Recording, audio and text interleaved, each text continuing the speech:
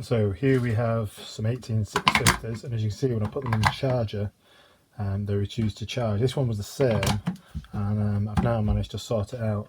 The reason they've become so discharged, I accidentally left something plugged on overnight with these batteries in, and it's just completely and utterly drained everything out of them. To get them to work, this charger I think requires to sense voltage in them. So I've just got a charged 18650 here. All I've been doing is touching the end, put that onto the other side, and just give it a little tap of charge. Now you can see that battery's charging. Just remove that crocodile clip. So now it detected the battery's actually there. It's going to put a little bit of charge into it.